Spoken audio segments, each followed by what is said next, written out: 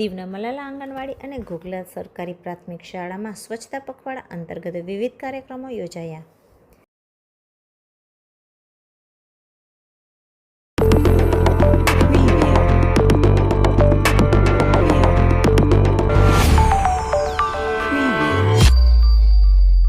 કેન્દ્રશાસિત પ્રદેશ દીવમાં સ્વચ્છતા પખવાડા અંતર્ગત દીવ એવિએશન સર્વિસ એરપોર્ટ દ્વારા મલાલા આંગણવાડી તથા ઘોઘલા સરકારી પ્રાથમિક શાળામાં વિવિધ જાગૃતતા કાર્યક્રમનું આયોજન કરવામાં આવ્યું હતું.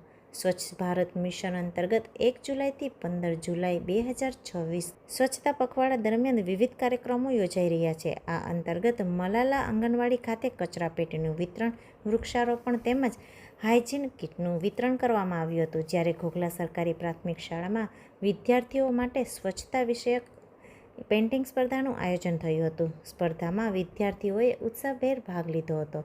વિજેતા વિદ્યાર્થીઓને પ્રથમ, દ્વિતીય અને તૃતીય ક્રમમાં ઇનામો આપી પ્રોત્સાહિત કરવામાં આવ્યા હતા. કાર્યક્રમના અંતે શાળાના પ્રાંગણમાં શિક્ષકો અને દીવ એવિએશન સર્વિસના સ્ટાફના હસ્તે વૃક્ષારોપણ કરવામાં આવ્યું હતું તેમજ કચરાપેટીનું પણ વિતરણ થયું હતું.